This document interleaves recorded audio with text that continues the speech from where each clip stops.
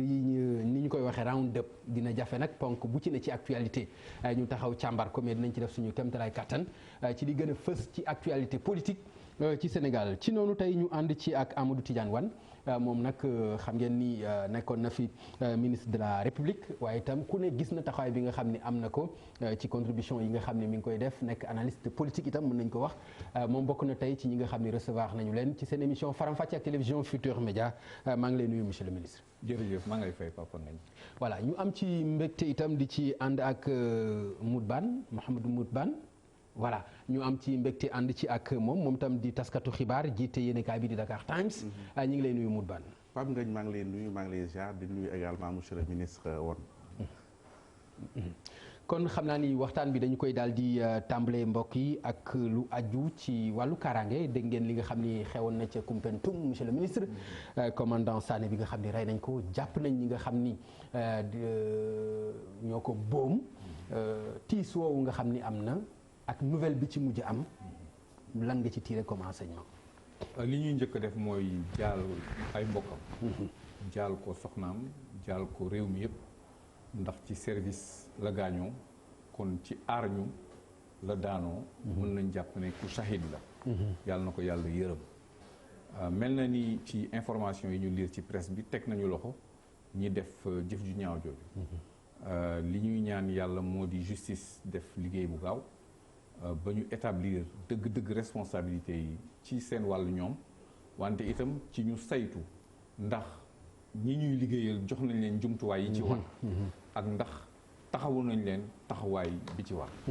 loolu yaakaar naa waxtaan la boo xam ni réew mi war na ko waxtaane ñi nga xam ni ñi dañuy joxe seen bakkan pour réew mi war nañu yokk seen kattan war nañu yokk seen gëdd war nañu yokk seen formation war nañu itam seen diggante ak population yi gën a ratax. ndax bu ma la déggee dafay mel ni ñu yokk seen kaaraange ndax loolu kon dafay dugal responsabilité état ci li dal commandant Sané. ndax état moom mënul ay dow responsabilité am su fekkente ne ay ñi koy liggéeyal daanu nañu ci toolu xare mënuñu wax ne moom moo leen fa bëmax wante il faut suñu demee ba yëfi sedd ñu xool ndax ñooña ba leen lii di dal ay nit yu doy ñu nga fa woon nit ya fa nekkoon ndax amoon nañu ay njumtuwaay yu doy ndax information yi ñu amoon yi autorités yi amoon ca instant boobu wonoon na leen ne mën na am ñu rey nit parce que renseignement mooy connaissance préalable. il faut su fekk est-ce que amoon nañu information yu doy ne bés tel dana am tentative ba dem ba àgg ci boobu. renseignement mu leen koy jox maanaam dañu war a am ay moyens de renseignement yu leen mën a jox loolu ci loolu laa la bëgg a wax ne war nañu gën a rapprocher population yi ci seeni service de sécurité parce que population yi du ñàkk kenn ku dégg dara war na koo mën a sennal wax ko ñi nga xam ne ñi ñoo yor kaaraange réew mi loolu ci citoyenneté itam la bokk. d'accord jërëjëf Moutbane ci bi nga déggee arrestation yi ci daanaka ci ayu bés loolu am yéex na pour yow gaaw na pour yow lan nga ci tiré. waaw moi je pense que d'abord comme li ko monsieur le ministre defee dañuy jaalee famille yëpp vraiment ndaxte nit saa yu nit wàññi ko dafay am tiis. et féliciter également ñi nga xamante ni ñoo yor enquête bi ba ñu arrêté ñi nga xamante ni ñoo def ñaawteef yooyu ndaxte tey sécurité dafa egg foo nga xamante ni pour nga def yu mel nii rëcc dafay jafe parce que à chaque fois enquêteurs li ñuy njëkk a def pour problème yi amee mooy ñu jéem a am les téléphones portables toujours téléphone portable yi ñooy trahir les gens yi xamante ni ñoom ñooy parce que toujours dafay am benn façon de benn coordination avant ñuy passer à l'action. Et j'ai l'habitude au Sénégal toujours dégg gars yi bu nit décédé ñu ni Sénégal dafa am insécurité non Sénégal amul insécurité mooy ay nit di def ay ñaawteef te ñaawteef yooyu ñu coordonné ko entre ñoom coordonné ko planifier action yi avant ñuy dem ñuy exécuter seen ay ñaawteef mais li am c'est des violences isolées. par exemple vice-présidente conseil économique social bi ñu reyoon kooku ki ko rey chauffeur am la nit mën na rey jëkkëram jabar mën na. non lii ñuy wax ni ci braquage la ñuy wax. cambriolage la ñuy wax. mais léegi loolu c'est au-delà de li nga bëgg a expliquer nii. damay ñëw fa ci foofu laa ñëw. léegi loolu taxul ñu am sécurité maintenant depuis récemment gis nañ benn phénomène lu bees mooy braquage des institutions financières ay banques ay surtout dans les zones du sud bu côté Tambacounda ak côté Kaolack. loolu tey jii li koy indi mooy ak ay armes de guerre. ak ay armes de guerre li koy indi mooy je vous dis une chose il faut que tam nit ñi tenir ko en compte gis nga Kadhafi bi mu décédé bi ñu ko wàccee y a eu près de 30 000 tonnes de munitions yoo xam te ni dafa dispersé wu dans le Sahel et y a des groupes organisés des gens nga xamante ni écoute dañuy ñëw toog waxtaan yor seeni affaire jéem a wut lu ñu amee armes yooyu tey jii mi ngi dans le Sénégal mi ngi dans les au Mali mi ngi partout ak conflit am Mali aujourd'hui li ñu war a def mooy essayer de contrôler les mouvements yi nga xamante ni nit ñi dugg suñu dëkk ak nit ñi nga xamante ni dañuy génn parce que tey jii zone sud bi côté Mali bi dafa am na insécurité te bu fekkee l'armée française bi nekk Mali tey jii occupé na l'espace ba fexe dàq les djihadistes au nord au niveau du désert dañuy def un déplacement vers les pays du sud peut-être ñooñu ñoo leen jaay ay armes peut-être ñooñu ñoo dugal armes yi peut-être sax am nañu ay complicité dans des pays étrangers. Ce qu'il faut dire mooy saluer ce que les services ce que les forces de sécurité ont fait. Également parce que quand même loolu dafay dalal xelu population yi ñu rey nit ñu teg ci ay bés ñu jàpp ña ko def loolu dafay wan ni ñun am nañ service de sécurité yu baax am nañ ay enquêteurs yoo xamante ni vraiment amuñu leen lu ñu ñëwee yeneen dëkk yi nga xamante ni tey jii ñoom ñooy suivre situation yi demee nii. Et dans la même semaine je rappelle récemment aux États-Unis semaine bi passée 56 personnes la benn nit rey.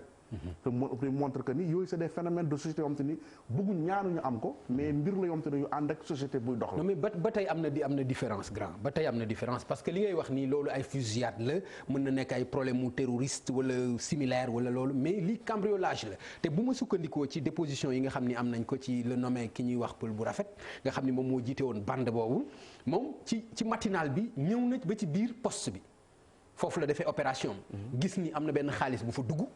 ci ngoon si mu dem jël équipe am ànd ak ñoom ñëw cambriolé donc même bu fekkente ni lu ñu préparé la yàggul parce que deful 24 heures c'est-à-dire ci loolu yow nga mën ci ñëw braqué rey ci un commandant mais est-ce que loolu mën nañ jàpp ni comme li nga wax sécurité bu ñu mën a wax aussi mi ngi fii non am na sécurité xam nga loolu tey jii est-ce que loolu mën nañ ko comparer ak li xew tey Nigéria c'est pas comparable Nigéria laa fa xew ñooñu dañoo am espace dañu nekk ci zone boo demee dans la forêt de Sabassi Boko Haram dañu toog espace dañuy am seen zone de non droit di ko contrôler état bi nekk fa mais tey jii li am solo mooy action intervention rapide bi am na y a la réaction des forces de sécurité ñu arrêté leen du lu ñu mën a éviter mais bu amee après lan moo nekk comportement des forces de sécurité mooy la réaction rapide et ça a eu lieu. intervention bi rapide na pour yow monsieur le ministre. ci sama gis-gis mun naa xam nga. gaaw na pour yow.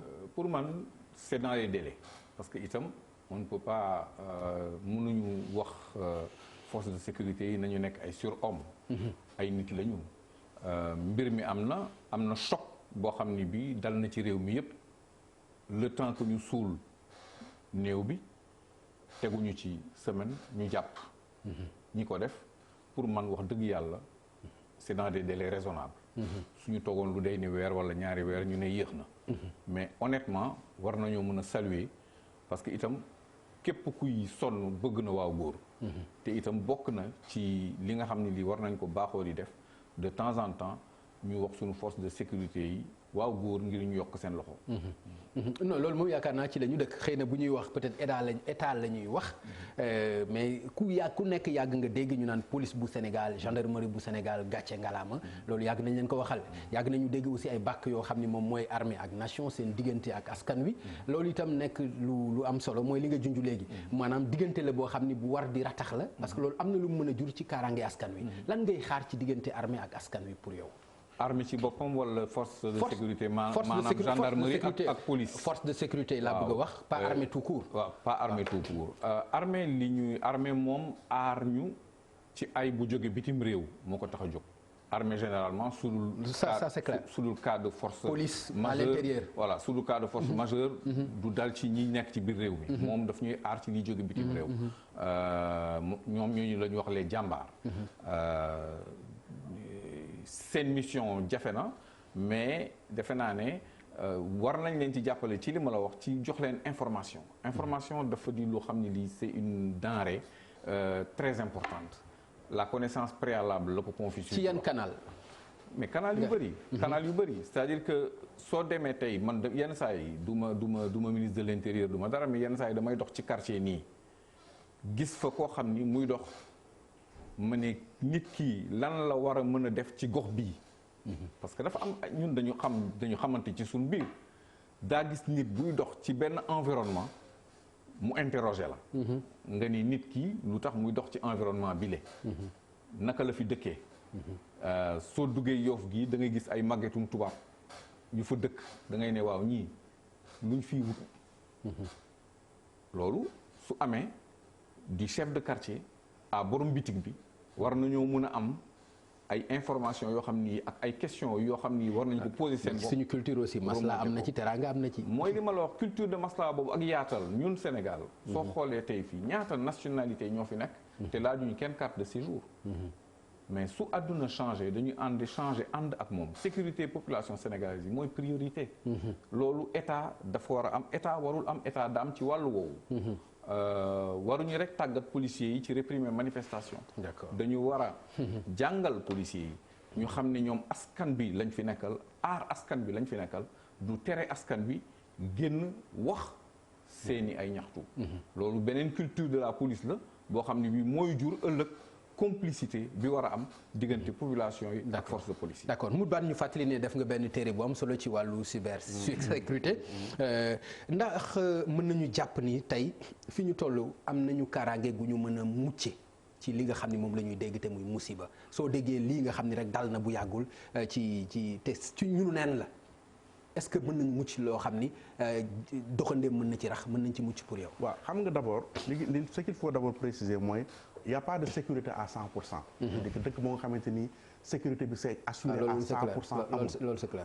toujours rek mën na am ay failles am attaque wala nit ku ñu rey wala criminalité bi quoi de manière générale mais boo xoolee décision yi nga xamante ni Sénégal jël na ko en 2013 président Macky dafa créer li ñuy wax la délégation nationale du renseignement muy bi mu ko créé moom la amiral Farba Sarr yor mu créé la direction générale de la sécurité extérieure ak la direction générale de la sécurité intérieure mu réformer le système de renseignement ndax système de renseignement bi mooy permettre mooy li nga wax léegi ne l'information stratégique mooy permettre autorité bi mën di jël des décisions à l'avance pour mën di anticiper sur ay faits mais li nga xamante ni moo ëpp solo te am solo te ñu war ci mettre l'accent mooy la démocratisation du renseignement maanaam renseignement bi du rek ku ne mën na ko def ku ne mën na ko voilà ku ne mën na ko def c'est-à-dire que bu fekkee nangu nañu ni quartier bi ci biir dëkk bi quartier bu ndaw bi nga xam ne am na nit ku jógee beneen dëkk ñëw fi te xamuñu ko tekket mën na nekk nit ko am te ni mën na fi def ay njombe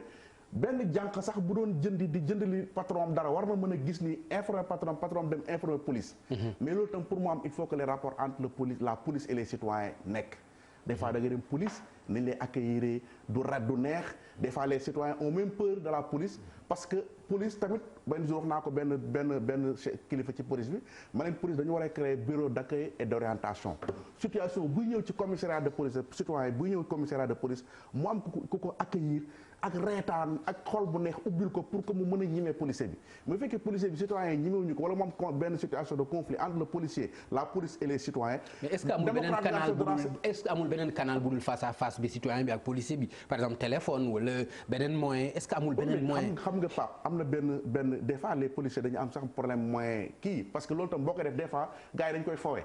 da ngay créer benn téléphone sax numéro vert nit ñi di ko fowee mais le problème bi mooy il faut que nit ñi il faut sensibiliser les populations parce que tamit Pape dafa am léegi guerre amatul nit ñi bu njëkk dañu doon guerre entre états ñu déclarer dem di léegi loolu amatul dafa am beneen nouvelle forme de menace bu amee nag dañ koy xeexee tamit da ngay teg ay stratégie yu bees te stratégie yu bees yooyu mënuñu koo def fekk impliqué ñu le citoyen mettre ko au centre du renseignement pour que moom mu mën nekk benn élément boo xamante ni supplétif des services de renseignement et de ce côté-là le Sénégal vraiment def na ci ay jéego jumtukaay formation yi am na mais tey jii boo gisee boo dëkkee dëkk bu mel ni France mu am li am France moo tax moi j'ai pas été d'accord mu woon tey jii ak américains li ñu defoon def benn rapport di wax ne système de sécurité Sénégal dafa am ay failles c'était en 2016 mais États-Unis attaques yi ñu subir France attaques yi ñu subir Sénégal mosu ko am ba léegi nii nos forces de sécurité ak les services de renseignement réussir nañu. mais menaces yi bokkul nag aussi menaces yi bokkul. menaces yi aussi. non le terrorisme. par exemple le terrorisme le 11 septembre. waaw mais menaces yi bokkul aussi. le 11 septembre li am États-Unis li am Bataclan ak Stade de France en 2015. mais ñun amagul Sénégal. mais menaces yi bokkul yooyu itam. non mais mën nañu nekk ñu noonu cible. voilà non dama menace terroriste yi loolu laa lay wax nii aussi. par exemple menaces yi pesé wu ci États-Unis posé wu ci France mais xaaj bi xaajaat bi. pire dama lay wax pire. y a le terroriste Omar Diaby. le terroriste niçois là. kii xam te ni moo recruté pratiquement beaucoup de Français yóbbu leen au niveau de l'État islamique au niveau de la Syrie. mais ñëw na Sénégal dëkk Ngor fii ànd fekk jabaram. mais il est recherché par les services de renseignement français. mu rëcc bi ñu ko nar a jàpp la rëcc fii daw dugg Mauritanie. mais on est menacé par le terrorisme. mais xam nga ko vacances moo ko fi indi woon. mais par exemple non ñëw fi ak jabar non xam nga kooku man point bu ma même en contact avec des agents des personnes qui ont été jugées dans l'affaire Imam Ndao. ok man point bi am importance. moo di état dafa war a organiser adhésion citoyenne à la sécurité publique ci sama gis-gis. war nañu mun a tàggat nit ñi. ba nga xam ni soo gisee dara nga mun ko wax sa imam sa chef de quartier sa responsable dispensaire information bi yëg.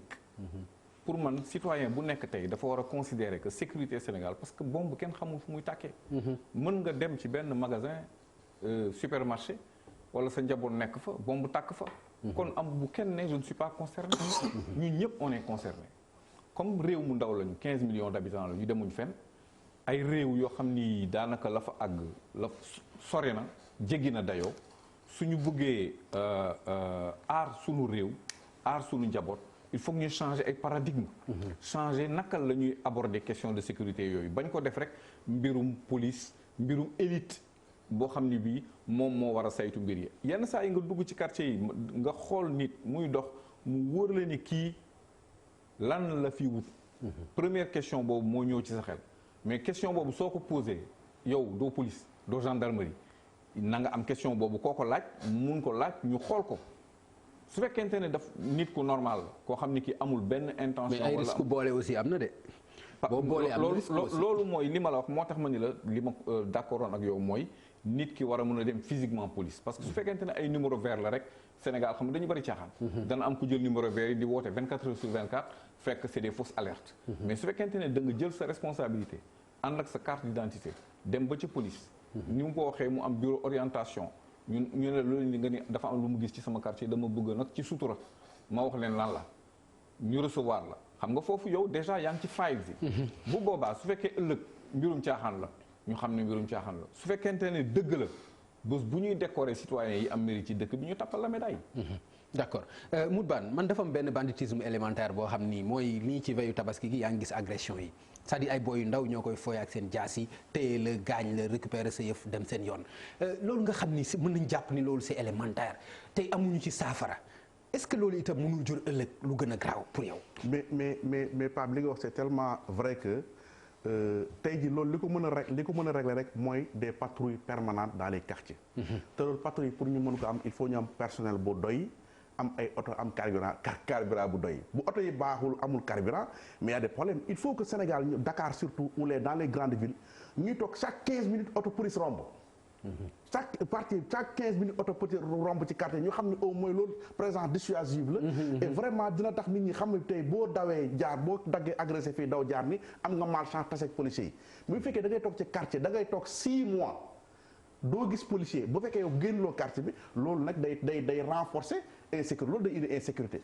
il faut que ñu renforcer renforcer police bi jox leen moyen pour que ñuy augmenter def ay patrouilles très souvent. d'accord et dafa am loo nga xam te ni policier dañ ko dama waxtaan ak benn policier mu ne ma gis nga ñu ci bëri bu kii di jot bu ñuy woor am na ay nit ñuy jox ñu distribuer ay café du ñëpp.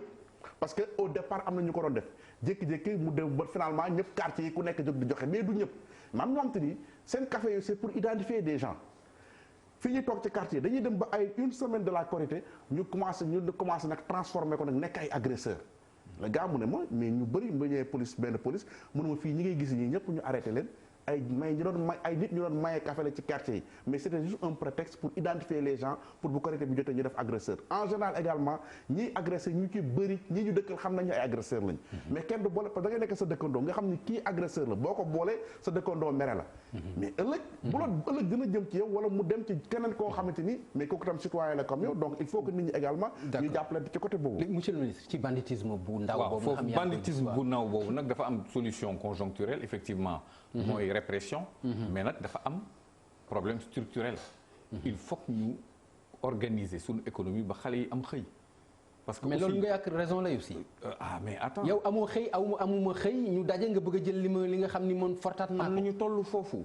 am nañu toll foofu Papa Ngagne gis nga nga gis xale boo xam ne bi bàyyi na jàng daanaka primaire nekk ci kër gi di màgg mënalul boppam dara papaam mu ngeeg ñeenti épouse y a 40 personnes dans la maison ndekki kenn du xalaat sax léegi kenn xalaatatul teg les 3 repas waxuma la même un repas kenn xalaatatu ko teg su yeewoo amul fu mu ko wutee waxuma la ni excuse la de dama la ne c'est des circonstances qui peuvent expliquer que nit ki am désespoir boo xam ne bii su amul xam-xam amul éducation amul orientation c'est le fauve parce que nit ku nekk da nga am dimension aminale jikko mala bi mooy génn te loolu su nga gaañe nga màtte du nekk problème du nekk dara surtout que am na ñu mel ni ñoom am na ñoo xam ni dañu leen dóor bi ñu nekkee xale bu ñu dërkiis soo leen dóoree duñ ko yëg parce que yàgg nañ leen dóor yàgg nañ leen bëmëx yàgg nañ leen coup de pied yàgg nañ leen dem nañu ba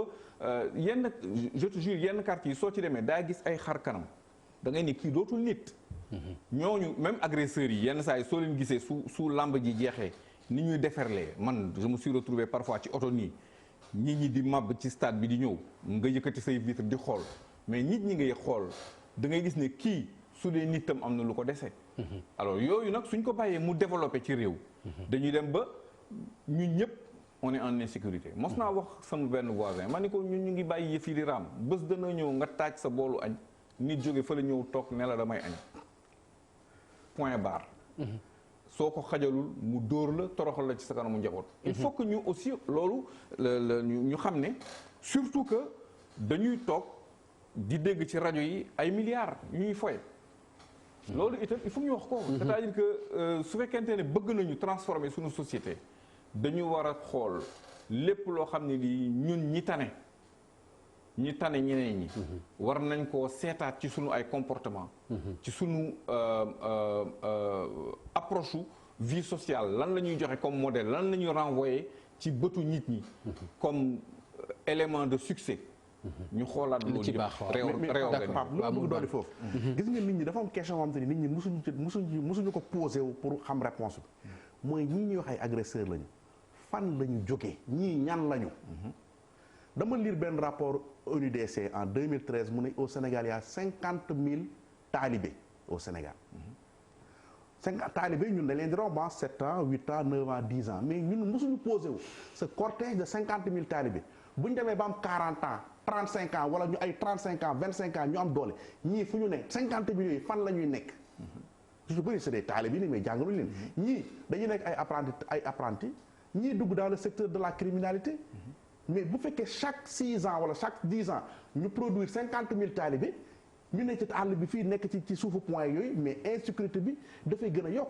beneen affaire bi mooy li nga dox li nga wax c'est conjoncturel mais l'exode rural dëkk bi tawatul nit ñi amatuñu liggéey booy dañuy jóge ca village bi ñëw Sénégal Dakar fii di buuxante tey ñi rayoon militante Pastef bi ay Mariama Sagna te ñu wax dañuy yor ay charrette mais ñooñu dañu yor charrette di liggéey bi ñu demee ba xam ne fii mën nañ fi am dara charrette mooy seen liggéey ay dawal ko charrette mais ils sont transformés rapidement en agresseur dara am fa ñu rey ko mais Nord Foire fii ay 11 heures mais dawalkatu sareet yi nekk foofu yëpp mais bu borom kër yi liggéey 11 heures la ñuy dugg ci biir kër yi sàcc mais pourtant dawalkati ay sareet lañu ñu ngi dëkk ci àll ba dañoo wax ne problème économique la. mën nañ dëkk ci àll ba comme mën nañ dëkk ci dëkk bi aussi. non mais est-ce que am na ay Dakar yu am ay sareet. non mais non ay boy Sicap non parce que moyen de tojale rek. moyen la pour sàcc moyen la pour agresser. donc voilà problème bi mooy l'exode rural les jeunes ñi jógee àll bi ni ñëw ci dëkk bi di buxante ak taalibe yi nga xam te ni nit ñi dañu leen di xool fële mais pam nga ñun taalibe yi nga xam te ni ñoo toll ni ñun actuellement anañu nga xam ne ñu nekkoon ci mbedd mi ñun bi ñu nekk ak ñoom ak xale léegi ñu am ay 40 ans 35 ans mais ñooñu añuñu mais ñu ngi ci loolu moom c'est une excellente question loolu question bu am solo la te itam lu analyse bu pertinente la mu baan mais xam naa ni dinañu aspect sécuritaire bi am na solo mbiru commandant Sané moo ñu gën a tarxisloo sax bu baax ci affaire bu ñu taxaw ci te c'est important xam naa ni jaroon na sax ñu jagleel ko une émission vraiment entière mais ponk yi ñu war a waxtaanee dafa bari Adama Gaye ndax xamoon nga ko Adama Gaye xam naa ko bu baax Adama Gaye xam naa ko bu baax Adama journaliste bu am xam-xam la. nekkoon na Soleil. jamono yu yàgg. nekk CEDEAO organisme yu bëri sous-régionaux liggéey na ci. sama xarit la ci Facebook dañuy échanger yu bëri. dañuy mbëkkante sax yu bëri ñi nekk ci Facebook xam nañ ne dañuy débat man ak moom. ci ay sujets du ñu d'accord. mais dañuy débat. ay débat yu am solo. mu joxe argument ma joxe argument te à la fin dañuy ne waa kon nag temps yi ñu def lacciri ñu lekk. kon d'abord li may def mooy massawu ko ci épreuve bi mu nekk. ndax kenn bëggul gis sa mbokk mu caabi féete ko ginnaaw.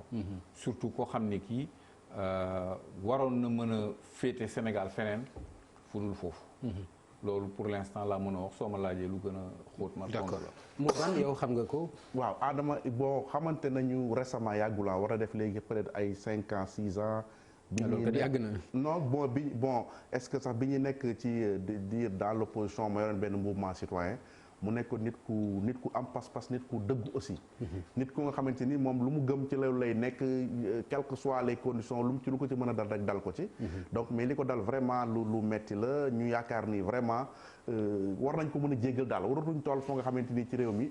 nit danañ ko dàq dinañ ko jàpp ci mu wax xalaatam. peut-être que aussi li mu wax tamit mën nañ ci débattre. d'accord léegi monsieur le ministre. est-ce que loolu itam li mu wax nga xam ni mën nañ ci débattre comme ni mu ko waxee mënuñu ko jàppee agression aussi verbale.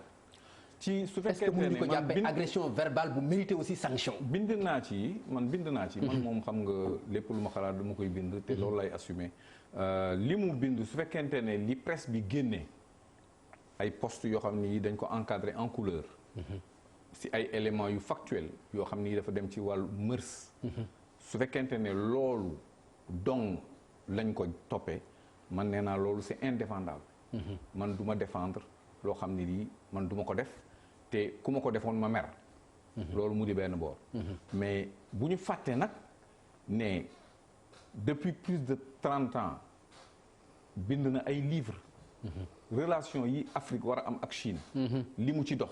ba bind ci ay livres. dafa bëri. li mu bind avant ak jéego yu mu dox ci wàllu pétrole. parce que man maa ngi ko xam cabinet avant cabinet président Wade avant bi ñu doon débat sax ci Walfadjri la woon. ñuy mbëkkante yu metti mu bind ci Walfadjri ma bind ma tontu ko. ma xam ko ci cabinet président Wade xam naa ne am na ay mbir yu bëri yoo xam ne Sénégal jafe woon na ko mu dox ci. donc pour man nit mën na juum pour man nit mën na juum. mais benn njuumte warul effacer 30 ans de bons et loyaux services Sénégal nañ delloo si suñu xel. dégg naa keroog fii ci benn débat boo xam ne bii effectivement Madiambal Diagne mu ngi toogoon fi ma toog. muy rappeler Abdoulaye Wade glissade bi mu def glissade verbale bi mu def. ñëpp naqarlu ko woon.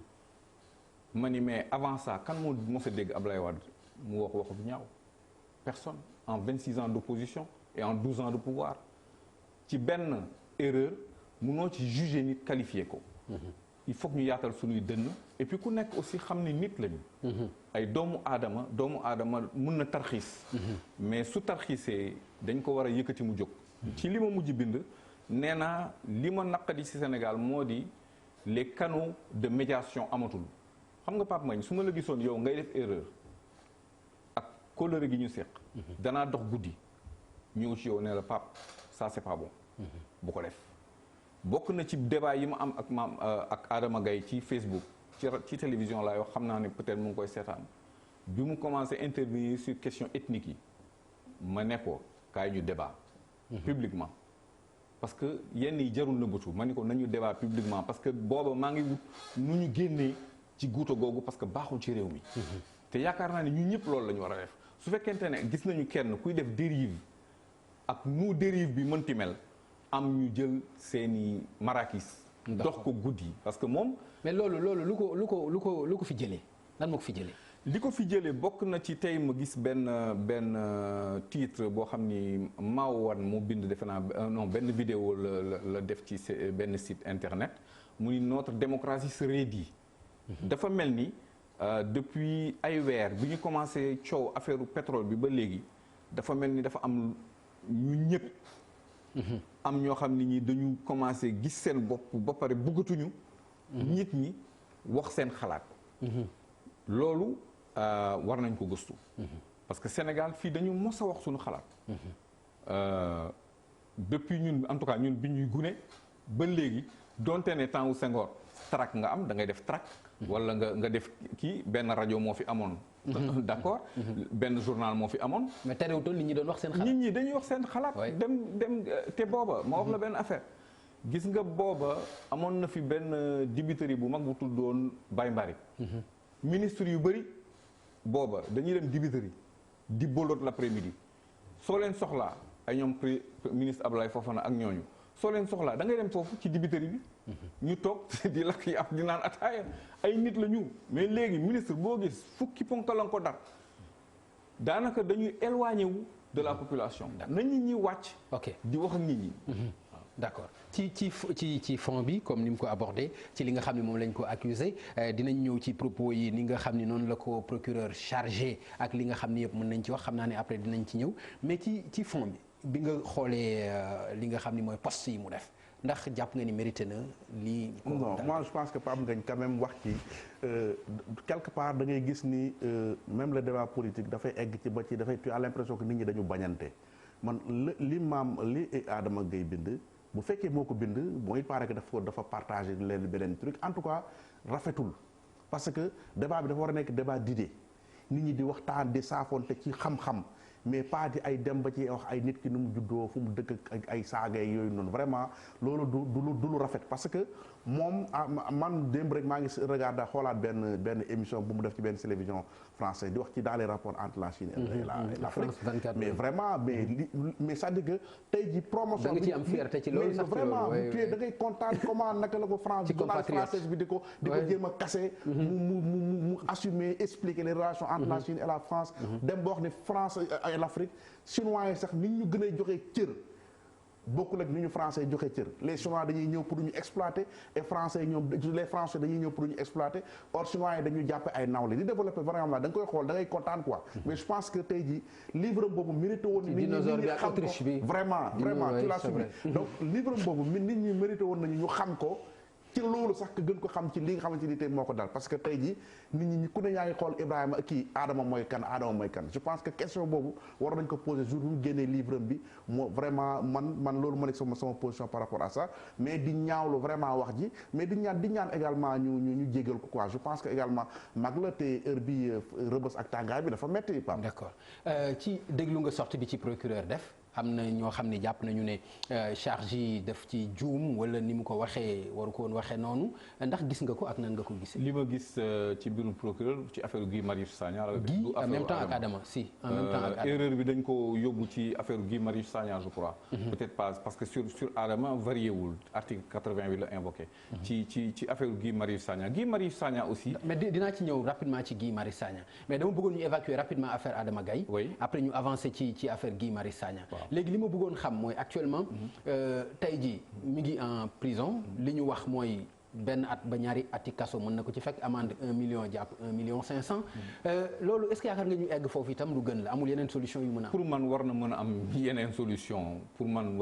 a am yeneen solution bokk na ci solution yi ñu dox ci njekk ñun ñëpp man de pare naa suñ ma ci wooyee te yombalal ma d'accord ma seeti ko kaso wax ak moom yombalal ma seeti ñi ci mën a wax wala ñi ma ci mën a tinu man ak sama yeneen nawle ndax jaru ko fi su fekkente ne dañu bëgg réew mi defaru dañu war a mais ndax dafa rëq dara ci suñu démocratie ndax dafa am lu mu xam nga opinion exprimée par une personne mënul màbbal système démocratique su fekkee ne système démocratique bi dafa taxaw na dëgg-dëgg li am solo moo di offense au chef de l'État lañu wax ki ñu offensé mën na jéggale te ku dem ba yàlla jox la lu dey ni réew nga xam ni soo toogee ci kaw terrasse ba nga xool réew mi yëpp nga xam ni fii man kenn maa fi nekk président de la République war nga mën a jéggale war nga mën a jéllale war nga mën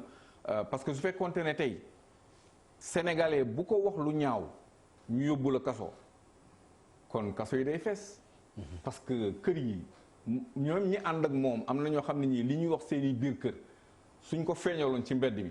man dama daan dégg sax dama daan dégg Abdou Diouf nañu xoolaat dama daan dégg sax Abdou Diouf di wax ni man ku ma tooñ ma baal la mais ku tooñ réew mi ma digaale. loolu daan naa ko dégg mu koy. loolu man la yaakaar naa ne ku ma tooñ man mën naa la ko baal loolu moo war a doon posture. mais ku tooñ réew mi ma digaale ko. voilà loolu moo war a doon à mon avis posture te bokk na ci ñi nga xam ne ñi seq président ñoo ko war a ne monsieur le président lii jarul. àggal yenn yi. fenn fi jaru ko. merci beaucoup. Modou Bane ndax yu kaddu yu mel noonu bu jëmee ci institution bu mag comme présidence de la République est-ce que loolu moom Macky Sall nga ko def wala institution bi nga ko def. non du moment que si c'est dañu l'article 14 je pense que. 200 l'article 80. ok 80 je pense que ñoom dañu gis ni la personne du président de la République lay visée mais Pape président Macky ak Adama ay xarit lañu. xamante nañu bu baax je pense que président Macky war na baal xaritam. te itam c'est un homme de réseau tey boo xoolee toute la presse française ñoom ñëpp ñëwaat ci affaire Adama Gaye parce que c'est pas un petit journaliste c'est quelqu'un qui a fait le tour du monde boo ko laalee rek mais ses amis ñëpp dañuy gis nii donc boo xoolee toute la presse française. ba mu des Jeune Afrique Marwan ils ont des problèmes xam naa peut-être. donc ils ont vraiment bien traité l'affaire pour vraiment te loolu dafay mel dañ ko traité dans le sens que Sénégal dañuy xeex liberté d'expression dañuy xeex la démocratie côté boobu lañ ko orienté. or c'est pas au fond c'est pas ça comme xaritu président Macky la na ko président jéggal rek ñu avancé. waaw ci mbiru Guy Marius Sagna bi nga xam ni tarxis nga ci léegi sax ci la ñuy des. moom itam ñi nga xam ni ñoom ñooy waa aar li ñu bokk. bu yàggul génn nañu ngir fexe ko génne ci kaso bi. mbooloo mi nga xam ne moom lañu yaakaaroon itam gisuñu ko ñu bëri jàpp nañ ni fayuñu ko borom ci xeex yi nga xam ni moom la doon xeex. moom itam gis-gis ban nga am. ci ni nga xam ne noonu lañu ko arrêté ba def ko ci kaso bi ak charge yi ko procureur chargé. man li ma gis ci Guy Marius Sagna xam nga jamono yii le mot activiste xew ñun ay anciens militants gauchistes lañu ay anciens militants ñun ñu ngi yaroo ci keppaaru xare bi. Landing Savané moo doon suñu yilimaan. bi ñu nekkee xale boobu xare bi clandestin la. yeneen ak yeneen famille Blondin Diop bi fi nekk.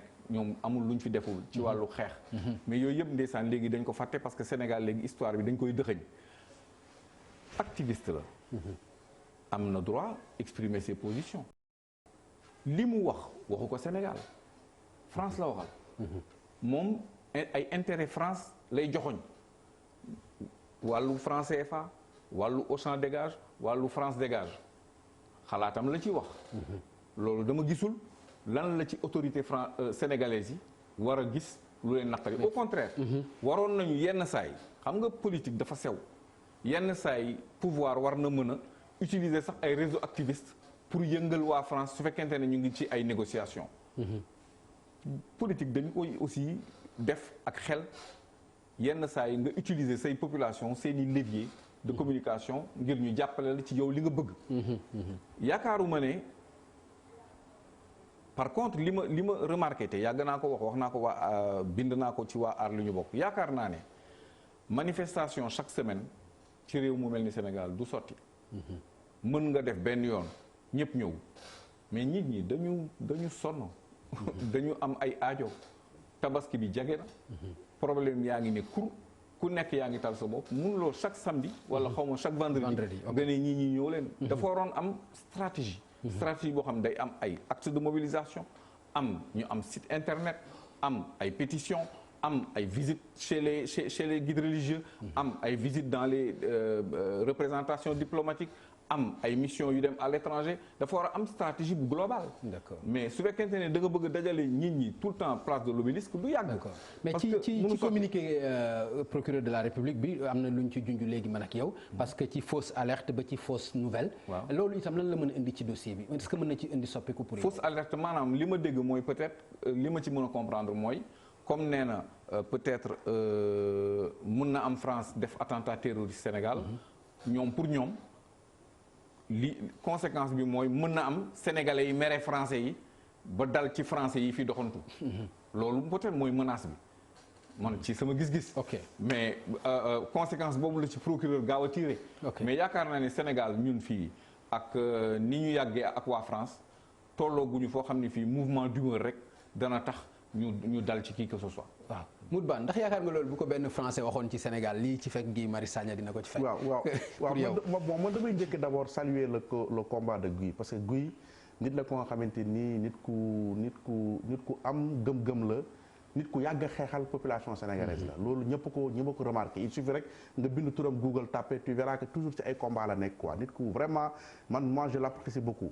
mais nit ñi dañu war a xam depuis ci APE yi depuis APE yàgg na quoi donc vraiment nit ko am engagement la mais li Sénégalais war a xam mooy en 2016 dañu réviser le code pénal le code de procédure pénale du Sénégal ñu dugal ci ay délits Sénégalais yi problème mu suñu gouvernement yi mooy dañuy voté ay loi te Sénégalais duñu nekk au courant fausse alerte au terrorisme loolu mais c'est dans le code de procédure pénale bu ñu révisé en 2016 maanaam nga wax ni affaire terroriste amul loolu dañ lay woo li procureur li mu wax noonu bu fekkee loolu la visé le procureur est dans ses droits il applique la loi mi ngi mel ni nit sàcc. mais bul fàtte ni américains yi wax nañ ko fi bu yàggul français yi weddi nañ ko fi bu yàggul li may wax ni yàggul. non te dara fekku leen fàttalikul bu baax li may wax ni benn député wax na ko. man au delà des députés li may wax ni sa turandoo génn na ko ci chronique am tey. c'est ça Pape ku ko munti wax jaaduwul ku ko munti wax c'est pas normal la loi doit s'appliquer mooy li ma doon waxtaanee léegi nii ak monsieur le ministre. mais xanaa xam ne nga yëg ni kii terroriste la sax boole woo ko yow dañ lay jàpp pour non dénonciation. c'est dans la loi de 2016. bu ñu réviser le code de procédure pénale donc ci yoon boobu alerte terroriste boobu noonu mais am na benn xale bu sant Seye boo def bac bu ñu condamné woon xamu ñaat ba deful examen. mais ci lañ ko kii ci affaire Facebook. la même chose que Guy Marius Sagna. donc côté Ousseynou Diop la Ousseynou Diop voilà la même chose que Guy Marius Sagna. il y avait pas ce tapage parce que moom kenn xamu ko Guy la nit ñi xam. dama bëgg sunu gouvernement yi bu ñu voté loi ñu ciy def débat. pour nit ñi xam. non moom la mu wax ak li kii wax sax bokkul quoi vraiment moom dafa wax moom vœu bu mu amoon ci def benn affaire quand même. alors mais li nga xam ni moom laay wax ci Guy bu yàggul dañu dégg américains yi defoon benn fausse alerte terrorisme fii. ba waxoon ay ressortissants nangam France xaw a weddi loolu laa lay rappeler. ma ne la loolu non mais Pape loolu quelle est l'institution ou la personne habilitée pour dire que c'est vrai ou c'est faux. Il y avait un débat entre l'ambassade des États-Unis et Bigot. Bigot jóg daal ni non c'est pas vrai. parce que toujours boo xoolee seen site dañuy def ay communiqué pour wax ni moytu leen fii c'est des alertes sécuritaires quoi yoom ci dañ koy def pour wax ni moytu leen fii mais je vois pas les Américains ak ni ñu c'est la première puissance économique et militaire du monde bu ñu waxee alerte terrorisme c'est pas parce que amul que gars yi amuñu exécuté ñu loolu que l'alerte était fausse non mën na am plan bi ñu déjoué ko depuis parce que c'est des écoute c'est américain ils ont des drones partout okay. Ils ont des parcs de drones au Niger ils contrôlent le Sénégal ils contrôlent tous les pays donc encore que nañu préciser que propos yi ñu prêté Guy Marius Sagna. du moom moo ko tenir loolu c'est clair du moom moo ko tenir loolu c'est clair voilà du moom moo ko tenir du moom moo ko tenir avocat bu ñu demee devant le juge il peut être relaxé waaw parce que tamit parce que benn organisation bu mu bokk moo ko tenir parce que man gisuma fu loi bi waxee ni way partager benn information loolu ci alerte précoce la alerte gisuma loolu ci loi bi donc vraiment mais gisuloo loolu mais monsieur le ministre gis nga ni aussi ku encombrant la woon peut-être pour ñoom pour le régime ci ni ko Moutbane waxee yàgg na xeex est-ce que du loolu itam moo indi pexe yi ñu def nii pour mën ko jàpp au-delà de takkal ko loo xam ne sax moom laale wu ca ndax loolu itam cëru état la bu fekkente ni noonu la demee xam nga état dafa am toujours face bu claire ak face bu sombre loolu moom état noonu lay doxee mën na am na ñu toog seen bureau ne booy bi nag nañ suqi ay laafam parce que day commencer naaw loolu am na ci état bi ñuy xalaatee noonu am na itam ñu mën a ne su continuer nii day joxe mauvais exemple dana am ñeneen ñu ko roy ci ni muy def yooyu itam ñu prévenir mieux vaut prévenir que guérir ak loo ci mënti gis activiste yi am fii ak yi am ci yeneen réew yi dañuy utiliser seen droit à la liberté d'expression s'il n'est pas prouvé de manière indubitable que dañu am intention def wala dañu def wala dañu ànd ak kuy waaj a def gisaguma fi délit. d'accord li mu baan wax nag ci loi bi. waroon nañ ko populariser parce que nit mën na def commentaire. boo xam ni bii loi bi dal na ci sa kaw te yëguloo ko. parce que loi bi bu bees te dañuy wax ni kenn amul sañ-sañu bañ a xam yoon. xam nga loolu rek beneen affaire la. mais réere yoon rek du cëru kenn. waaw loolu nag mu ubbi beneen débat Papa Ngagne xam nga pays boo xam ni. 70% population bi dégguñ tubaab. 70% te même 30% yi ma jox ñi dégg tubaab loolu c'est les chiffres les plus optimistes. mais organisation internationale de la francophonie ay 15% la ñuy wax ñu dégg tubaab. war nañu faram-fàcce. comme sa émission. tout à fait ci wolof. loi bi ñi xam. d'accord léegi Moutbane ci beneen ponk mu des ba tey ci wàllu parenthèse bi ñu ubbi pour mbiru yoon mbiru Khalifa Ababacar Sall. gis nga pétition yi nga xam ni def nañ ko ñu ngi wax lu jëm ci grâce am na ñeneen ñoo xam ni ànd nañu ak moom waxuñu waxu grâce boobu tey lan moo war a mën a nekk taxawaayu. état bi ci mbiru Khalifa Sall ndax yaakaar nga ni grâce bi lu yàlla la lu war a am la wax dëgg yàlla ak fi ñu toll nii. man Pape li ma jàpp mooy dama yaakaar ni gars yi dañuy bëgg a bàyyi Khalifa quoi. ñu dugal ballon de sonde bi def ko débat nit ñi waxtaan ci bu génnee du bett kenn quoi. tey maa ngi déglu le maire de Dalifort te man position mooy sama position. Khalifa mënut a def peut-être yëpp ci kaso war a nekk ak jabaram war a nekk ak ay doomam ñu naan non na bañ grâce l'essentiel mooy na génn. na génn ñi naan na bañ grâce dañu nekkul place en prison dafa métti. dafa métti te vraiment dafa métti trop nit bu ñu ñëw dee proposer grâce ak lu mu munti doon l'essentiel est que nañ ko bàyyi mu ñibbi këram après leneen lu ñuy lijjanti ñu lijjanti ko toog naan moom lañ doon wax temps PDS bi ñu bëgg a bàyyi Karim mais écoute mais ñi doon seeti Karim gis nañ situation yi mu nekkoon bien que musul jooy yuxuwul mais da nga dem gis ko xam ni kii mais écoute sonn na.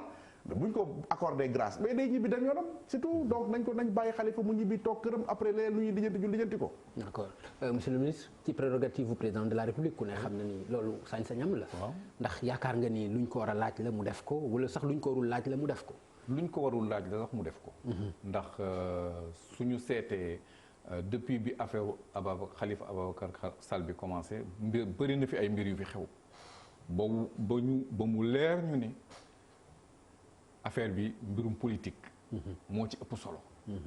parce que ci ni mu doxee ci ni procureur gaawee ci ni ñu dëxëñee affaire bi ak ci ni procureur yéexee ci yeneen affaires yi wane na ne am na ay dossiers yoo xam ni dañ ko bàyyi xel mën na gaaw mais am na yeneen dossiers yoo xam ni dañ ko féetale gannaaw mën na yéex. li mu daan wax laa wax man yaakaar naa ne Khalifa Ababacar Sall yaayam soxla na ko. soxnaam soxla na ko. njabootam soxla na ko. réew mi soxla na ko. lépp lu ñu mën a def man de su ma gisoon fu ñuy bind lettre te ñu laaj. nga signé parti socialiste soxla na ko. loolu moom seen mbiru bopp la xam nga itam man du ma dugg ci kër jàmbur. di fa joxe ay règlement. d'accord mais man li ma yaakaar moo di. war na mën a jouir de son droit à la liberté. war na mën a indi participation ci réew mi. ci nu mu ko gisee moom. d'accord loolu moom Moutbane parti socialiste soxla na ko pour yow. waaw parti socialiste soxla na ko mais je me dis que est-ce que bu ñu ko condamné ci détournement de deniers publics est-ce que dina mën a continuer def politique. ça vraiment je donne ça cette analyse au. mais yaakaaruloo aussi mu génn attaqué lu bëri ci liñ ko def par exemple liñ ko destitué ci assemblée nationale liñ ko destitué ci ville de Dakar jàppaloo ni aussi génn entamé beneen combat mënul nekk. mais loolu war na mën a nekk mais man gisuma ko def loolu c'est-à-dire que gisuma Karim par exemple bi mu génnee deful loolu. bon peut-être qu'il est à l'étranger gisuma mën na ko défendre parce que quand même il est libre en tant que citoyen de mener son combat politique mais déjà li ñu ko condamné wàcce ko li fi xew moo bëri ma xam te ni pour mu recommencer waat ba war ci am ndam léegi ñu demaat élection locale donc xanaa mu jéem a fexe nu mu bokkaati ci élection locale bu fekkee loi bi dina ko permettre par rapport ak condamnation bi ñu ko condamné. monsieur le ministre yaakaar nga mu entamé combat yu mel noonu pour mën a. ci sama gis-gis am na loo xam ni lii homme politique sénégalais itam war nañ ko mën a bàyyi xel su fekkente ne combat d'idée la combat pour des valeurs. soo ko deful yow war nga mën a am ku la ko defal par procuration. c'est-à-dire que du yow rek yaa war a mën a falu war nga mën a former ay nit. ñoo xam ni ñii ñoom itam suñ ci tolloo ñu toog mu mel ni yow yaa toog. générosité boobu il faut que homme politique sénégalais yi am ko mais su fekkente ne man rek la war a doon mooy jur ñu naan amul successeur organiser wul succession am nangam li ma yaakaar moo di moom am na combat bu mu mënee parce que quand même ñun ñi nekkoon jeunes yi combattre MJ-UPS xam nañ ko bu baax. c'est quelqu'un qui s'est battu ci parti socialiste. def fa jaloore. def na combat 2009 bi muy gagné mairie de Dakar daf ko xeex. bi mu gagné mairie de Dakar jàpp na ci li tax président Macky Sall àgg au pouvoir en 2012 man li ma jaaxal ci Sénégal mooy dañuy fàtte tout le temps li wees. te lu baax lay doon en général Serigne Babacar Sy nee na góor du sàkk jëf. yaakaar naa ni war nañoo mën a xoolaat ni ñuy doxalee politique mel na ni ñun dañu roy ci tubaab yi li baaxul même ñoon yenn yi duñ ko defante ci seen biir tey ñu ngi jaabanteeloo Sarkozy tribunal mais duñ ko tëj. dana jaabante nag ay at mais am nañu ay mécanisme de sutura ak jox xorma koo xam ni kii nekkoon na njiitu réew wala nekkoon na kilifa ci dara bari na ñu nekk tey ay hommes politiques français ils sont mis en examen mais mise en examen bi day gudd rek mais magistrats yi danañu wut ay yoon ak ay procédures di la dooloo nga sonn lool nag nekk ci fitna parce que xëyal tey gontal suba gisal juge d'instruction tel neexul. mais duñ la tëj yooyu civilisation. ça dinañ la sonal. ba dootoo dinañ la teg fitna dootoo talati wax politique. wax politique te loolu lañ ci bëgg loolu moo leen. te comme loolu mooy objectif à the end of the day politique bi. loolu ñu am seen objectif. mais ñun dañ ci boole ak benn dimension boo xam ne bii il faut ñu analyser ko xoolaat bu baax ci suñu biir naka la ñuy doxalantee. d'accord Modou Bane ci leneen lu ma bëgg ñu dem ci mel na ni auditionné nañ la ci 94 milliards yi ci commission d'enquête parlementaire bi auditionné nañ la ci yow. oui. ok ci ban lan nga ñu mën a wax ci audition bi lan moo ci gënoon fës ci question yi bu dee luñ mën a xam la. waaw je pense que man bi ma génnee presque ñu bëri woon nañ mais bëgguma ci woon wax parce que quand même dama waatoon ni du ma ci wax fekk ñoom parewuñu. te du moment que ñoom pare nañ ba génn ci. je pense que war naa ci mën a. addu un peu parce que ñoom dañ ma woowoon parce que dama ci bindoon et puis élection yi bi muy bëgg a jot ma defoon benn émission bu yàgg mu am benn extrait et ñu bëggoon xam problème bi nu mu demee ak lan laa ci am comme information ma jël tam document yi ma amoon comme information jox leen ko sauf que li ma remarqué mooy li nga xamante ni moom la Ousmane Sonko wax ni dafa am détournement loolu amul. ndaxte gis naa ko di gëstu naa ci parce que code de procédure pénale bi li mu wax article 140.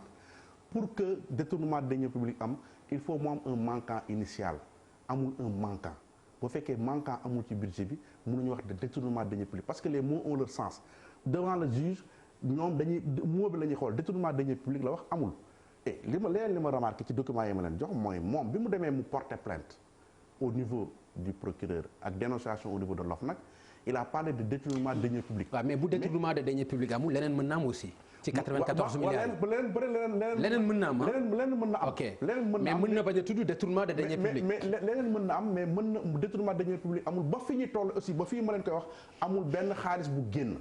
et moom il avait parlé le 18 janvier 2019 def na benn meeting place de l'Obélisque wax ni am na virement. 46 milliards am numéro compte ba wax 46 milliards. xam naa montant bi xam naa numéro compte yi xam naa libellé bi xam naa banque bi ñu ko yóbbu. actuellement jot na mu rebondir génne preuve yooyu parce que loolu lañu xam parce que affaire bi du affaire politique. rebondir alors que koo xam ni dafa taxaw ñëpp dégg ko mu wax ni man 46 milliards la banque bi mu dem xam naa ko buñ ma woowee ma jox leen chèques yi numéro yi ak libellé yi. mais loolu est-ce que dañu war a xaar pour yow nga ñëw pour joxe loolu. non xam nga boo toogee nga ni man wóoluwuma procureur APR la kon kooku bu la woowee doo dem. bu ngeen ne commission yi bu ñu la woowee. procureur gis nga ku muy woote du dem. non est-ce que gis nga yow ku procureur di woo. de 10 heures te doo dem 10 heures. de moom député la. waaw procureur mënu ko woo sans l'autorisation de l'Assemblée nationale. loolu dëgg la et moom am na habitude di def ay conférence di génne ay preuves mais na dem conférence génne preuve yi. parce que au-delà du juge du procureur il doit s'adresser au peuple sénégalais. mais li ma leen waxoon parce que il y va de sa crédibilité. ça c'est important. mais moom du moom xaral mu eggale affaire bi nga xam te ne moom waxu ko. mooy Sonko dafa bëggoon ci xaalis bi. il a signé des conventions en 2018 avec sa société Atlas si tu te rappelles émission bi ñu defoon 31 décembre 2STV man ak moom ak Pape Alé ak Boubacar Dione man maa ko posé question. bi ko Pape Alé laaj. mooy bi muy hésité. waaw bi ko Pape Alé laaj ne ko sa société nu mu tudd mu fàtte ko naka ngay xëyee société bi ngay xëy toujours.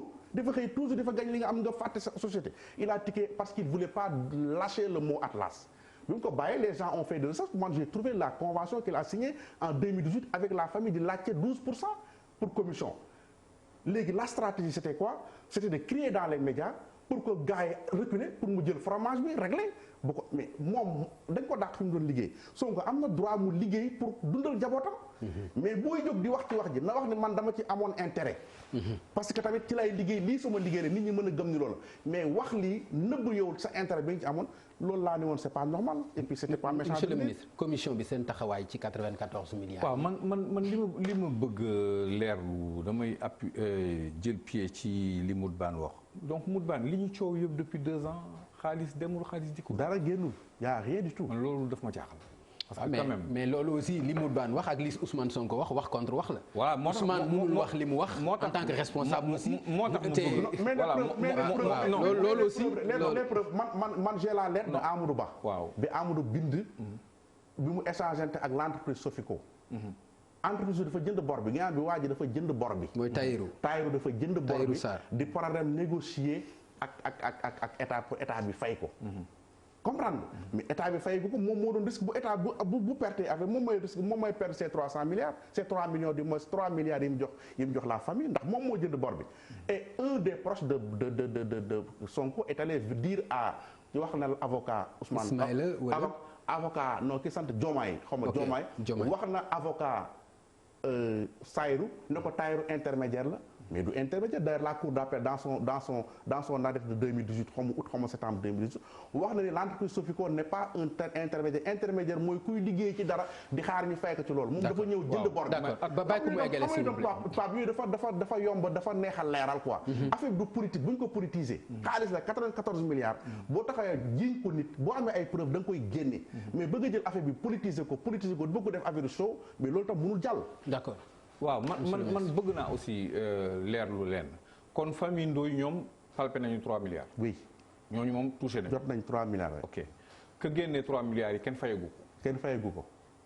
ok kon kay xam nga xaalis génn na. am na waaw kon déjà xaalis génn na. non moom génn na xaalisam 3 milliards am moom. voilà léegi ba ñu def ko ci redressement impôt. voilà. kon pour le boobu lekk jot na ci ay redressement yoo xam te ni waa impôt ñoo ko laaj direction des impôts et domaines. voilà kon pour le moment ci li ñu coow yëpp depuis 2 ans kenn moo ci génne xaalis muy Tahirou Sarr. ñenn ñoo am jël xaalis mooy famille Ndoye. li ci des yëpp pour yow ci li nga waxagum nii. amaguñu preuve ne dërëm génn na fii dugg feneen. moom nee na am na preuve moom Sonko. nee na am na preuve xam na banque bi léeg-léeg yooyu preuve yooyu lañ bëgg. 46 milliards. te boo gisee famille bi ñu jotee dafa am benn ku ñuy wax jàll ko nga xamante ni moom du héritier mais ay sœuram ñooy ay héritières mu représenté leen ba pare kooku moo rocceeku ni moom ni yenn famille bu leen jël xaalisu Tahirou la majorité a accepté ñu lekk xaalis bi kooku moo dem waxtaan ak Sonko ñu def seen protocole ñoom ñaar pour Sonko ne ko bu ma ko lijjantee ma jox ma 12%. c'est ça la vérité en fait. léegi lijjanteeguñu ko ba fii ma la koy wax xaalis génnagul état bi joxagul Amadou Ba wax na ko tout le monde l'a dit. est-ce qu'on comprend te actuellement ils ont entendu Birima Mangara ils ont entendu l'ancien directeur des Soleil l'ancien directeur du moins des HLM ils ont entendu beaucoup de gens yoo xam ne ci affaire bi. mais dama bëgg sénégalais yi ñu bañ leen nax nit ki booy wax da ngay wax dëgg. waaw léegi dans l'état actuel du dossier procureur waru ci am baat nga foog. parce que depuis 2 ans ñu ngi coow ci mbir moo xam ni dañu ne xaalisu état bi réer na. si. loolu moom doo ko laaj man maa la koy laaj. léegi Amadou non c'est vrai en tant que ministre de la République est-ce que jàppaloo ni par exemple jot na procureur de la République auto-saisiru ci lii nii waaw pour ñu régler ko mais moom aussi tontu na ci moom sëñ Bassirou Gueye bi ñu ko ci laajee daf ni comme Assemblée nationale ñi ngi ci nañu leen bàyyi ba ñu paree ñu xam aussi lan la ñuy def parce que mënuñu defandoo ñaari poursuite léegi Assemblée nationale pare na waaw léegi Assemblée nationale pare na waaw xam nga mais Assemblée nationale aussi ni ñu paree baaxul parce que am na ay articles yoo xam dañ ko jalgati ku ne xam na ni commission bi waruñu woon wax ci dossier bi naka la demee te fekk na parewul defuñu seen plénière ak yooyu yëpp ba pare mais jalgati boobu yëpp est-ce que loolu itam mënul indi leneen loo xam ne mën na ci indi vice de forme ba yàq lu bëri ci seen liggéey. non c'est pas loolu c'est élémentaire par rapport à l'enjeu. Pape li ma lay wax loolu même bu fekkee erreur la na leen ko baal parce que affaire bi 94 milliards. je pense que maintenant rapport bi. non nañ leen ko baal jalgati yoon nañ leen ko baal. erreur bu xam nga. non jalgati yoon nu mu toll jalgati yoon la. en France dans l'affaire Benalla. commission d'enquête bi mu amee mais dañ ko def en direct ñëpp di seetaan. wax nañ ko waruñu ko wax loolu du problème parce que affaire bi moo li mbir mi ci boppam moo ëpp solo solo erreur bu ndaw boobu bu fekkee erreur bu ndaw boobu erreur la parce que bu ñu leen nañ ko yamale rapport bi commission bi c'est zéro parce que war nañ ko wax waruñu ko wax te loo nga xamante ni dafa war a nekk en direct sénégalais di ko xool di ko déglu léegi nañ jël rapport bi jox ko procureur moom porte na plainte procureur mais dans sa plainte bind ci turu Mamour Diallo buy meeting lay tudd Mamour Diallo buy dem ci rajo yi lay tudd Mamour Diallo mais ci plainte bi bindu ci Mamour Diallo mais il devait mettre le nom de Mamour Diallo ci plainte bi mais pourquoi c'est ce jeu là mooy li ma la wax c'est-à-dire que fi mu nekk nii citoyens yëpp bëgg nañu mbir mi leer quand même parce que 94 milliards dafa bëri xam nga tout à l'heure ñu ngi doon wax affaire agresseurs yi xam nga suñu toogee depuis 2 ans ñun ñëpp ñu conditionné ñu man soo gisee ma ciy mandu c'est que dem meluma ni Moutbane xam dossier bi ba ñu yóbbu ma commission ba laaj ma ba kii je ne connais pas le dossier de l'intérieur li ma ci xam mooy li ci presse bi wax presse bi li mu ciy wax yenn saa yi ñu wax lii ëllëg ñu wax leneen donc amaguma ci exactement position bu leer loolu laay wax li am solo mooy li ma comprendre gum tey mooy 3 milliards génn na citoyen bu tudd Seydou Sarr moo doon def rachat de créance loolu itam ci li marche normale économie bi la bokk mais daf ko jënd parce que yaakaar na ne état bi dana ko fay xanaa lu mu bon état bi dana ko fay 3 milliards am au moins sinon moom c'est celui qui a perdu tout wala famille bi remboursé ko loolu moom beneen affaire la mais en tout état de cause sénégalais yi war nañu mën a xam lu leer ci ne ou seen 94 milliards génn na wala génnul trésor loolu sénégalais yëpp am nañ droit xam ko deuxièmement naka la procédure yu mel nii parce que du bii rek am na yeneen procédure yu mel nii yoo xam ni dañ koy discuter à l'intérieur d'un cabinet ministériel avec des directeurs avec des privés def ay transactions yoo xam ni parfois c'est la communauté publique qui perd et c'est un certain nombre de privés qui s'enrichissent loolu itam ci question de bonne gouvernance te war nañ ko xoolaat ok Moutbane non gis nga c'est-à-dire que ba nii ma lay wax 94 milliards génn chaque année du temps de Wade dañuy dégager benn budget expropriation pour fay famille du temps de Wade 5 milliards la woon Macky moo ko indi 10 milliards 10 milliards et 2018 yi génnagul 10 milliards 2018 yi génnagul yu 2019 bi waxuñu ko dañ koy mentionné mais ba léegi génnagul famille lébu yi nga xam te ni seen kër yi ci lañ def stade bi ci lañ def autoroute à péage yi ci lañ def yenn affaire état bi boo ko jël pour utilité publique xaalis boobu génnagul 94 milliards naka lay génne te kenn du ko yëg député opposition bi duñ ko yëg mënul nekk c'est pas possible donc bu faut pas que gars yi di jël affaire bi monsieur le ministre. 46 milliards aussi 46 milliards yi moom moo ne le 18 janvier 2019 ni génn na. xam na compte mais pourquoi li mu wax yow li mu wax pourquoi li mu wax gëmuloo ko. non man xamal lu ma tegul bët man mënu ma ko gëm du moom moo ko wax jour bi gars yi defee commission d'enquête parlementaire dama ne alhamdulilah Sonko dina génne preuve yi 46 milliards yi ñu doon wax. mais génne ko lii il était là à discourir. mais kon mais Moutbane mais tam xam nga tamit gën monsieur le ministre. waaw dëgg bi dañu war a bàyyi. wax lu la neex. waaw politique. parce que da ngay politique. tu dis ce que tu veux. il faut que wax ji ñu koy teg ci dëgg. man je suis journaliste sañu ma jóg wax dara loo xamante ni. d'accord naa aw ma preuve ma ñu waxee dañ may dóor citation yóbbu ma tribunal condamné ma. d'accord naa yow rigueur boobu nag dañ ko les citoyens dañ ko war a teg ci homme politique yi. ñiy défendre Macky di wax loo xamante ni du dëgg. da ngeen a war a wax ne da ngeen wax amul. absolument ñiy yàq deru Macky wala régime bi wala ku fi munti ne même bu fekkee Sonko moo nekk président ëllëg. ñiy wax di yàq deru mais boo amee privilège de juridiction nag. boo amee privilège non c'est-à-dire que privilège de juridiction fii ñu toll nii immunité parlementaire. non mais fii ñu toll nii defe naa dépassé nañu ay affaire immunité parce que bi ñu bëggee teggi immunité parlementaire bu Khalifa Sall ak yooyu yëpp les procédures sont là c'est facile à faire donc du loolu mooy problème bi maintenant que l'Assemblée nationale terminé na procédure am le peuple souhaite savoir la vérité ils ont les moyens de faire établir la vérité si le procureur se met en mouvement maanaam procureur léegi na ne bon pour Assemblée nationale pare na liggéeyam léegi da nga newoon su mbir mi jeexee da nga ma indi numéro de compte bismillah loolu defe naa fa la ñu toll. su fekkente ne mënu ko indi il sera établi que moom waxul dëgg. su fekkente ne indi na ko nag teg ko ci kaw table bi itam. bu boobaa bu ñu mbuxum nañ teg lépp ci yoon. man yaakaar naa ne fa la ñu toll ci guddi yi ñu def. buñ ci jubloo rek briser un adversaire nañ ko teg ci yoon. loolu nañ ko teg ci yoon non mais dañ ko war a teg ci yoon parce que actuellement am na ay acte d'acquiescement. Acte d'acquiescement mooy état bi reconnaître na la ni amel na la xaalis. Beneen question mais pourquoi Sonko du tudd mukk Amadou Ba. C'est Amadou Ba le ministre des finances bu xaalis génnee. Amadou Ba moo génne xaalis bi. Le directeur des domaines du génne xaalis.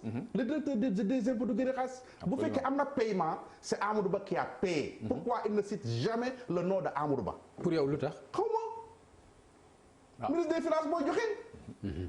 mais mënoo taxaw ni Pape Ngagne Ndiaye détourné na 14 milliards Mamour Diallo détourné na 94 milliards wala Macky Sall détourné na 94 milliards c'est le ministre des finances qui paye. Qu'il cite le nom de Amadou Ba et qu'il nous dise pourquoi il ne cite jamais Amadou Ba. loolu c'est une question j'espère que mu ngi toog di seetaan télévision. Ah bon bokk na ci war a leer en tout cas. donc mais ñoo la ñuy xaar li mu yor na ko génne rek ñu avancé ñi tàcc bu génnee preuve ñu tàcc. mais donc di ko wax nii rek di ko wax nii aussi dafa yomb quoi. ministre de la République Amadou Tidiane Wane li ma bëgg ñu ñëwaat ci muy coowu pétrole bi. coowu pétrole bi indi na fi coow loo xam ni ci mbiru Aliou Sall. tey jii gis nañu ne bu yàggul fu mu tourné ñi ngi wax suñu 400000 ba ci benn match de football boo xam moo ko parrainé woon. loolu tey jii lan nga jàpp ni moom mooy la mën a jur. lan la mën a jur bu fekkente ni est-ce que du loolu itam warul leer comme ni ñuy waxee mbiru 94 milliards Ousmane Sonko ci wàllu pétrole bi bi ma ci commencé wax ak bind ñaari question moo ma ci intéressé bi njëkk mooy président de la République Macky Sall bi muy signé décret d'approbation bi est-ce que xamoon na ci instant boobu que rakkam bu mu bokkal ndey ak baay mu ngi liggéey ci société bu ñuy wax Petro-Tim.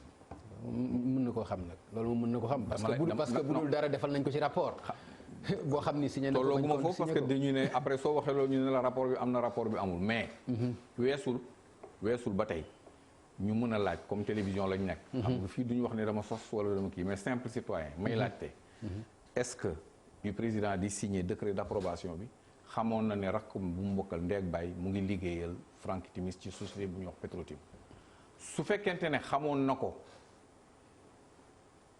est-ce que jekk na est-ce que jaadu na président signé rakkam contrat d'approbation bu day noonu. conflit d'intérêt nga si gis wala lan. yaakaar naa ne am na au moins conflit d'intérêt. Sinon am na inélégance républicaine. parce que ñeneen ñu ngi ci réew mi ñoo xam ni mënoon nañu dox loolu parce que lii xaw na yomb loolu. beneen question bi may posé te moom laay posé depuis le début parce que man du ma dugg ci mbirum contrat yi te naa la wax lu tax. moo di Aliou Sall fonctionnaire la sénégalais la woon di liggéey ambassade de Chine. ambassade du Sénégal en Chine. nekk chef du bureau économique.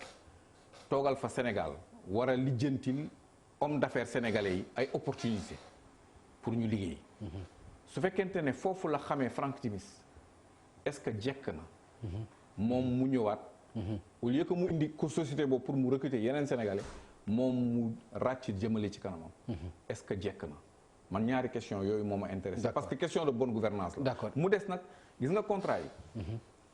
man mos naa dem ci benn cabinet d'avocat Londres. boo xam ne bii pétrole rek lay toppatoo.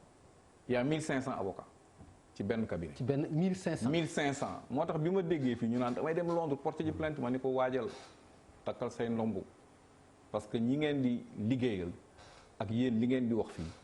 c'est deux mondes totalement différents. Trading pétrole c'est très compliqué c'est très spécialisé mais aussi bu ñu xëpp lëndëm parce que pétrole danañ ko jaay ñetti yoon balaa muy génn ci suuf mun nañ ko jaay ñetti yoon. dëgg la ay nit am ci ay milliards. loolu itam bu ñu nee voilà baril génnagul mel ni da ngay yenn baril dem ak moom non du noonu. le trading des matières premières. même récolte cacao bu déwén. jaay nañ ko. gars yi xool nañu par météo bi xam nañ ndax dana baax wala du baax yooyu yëpp dafa am.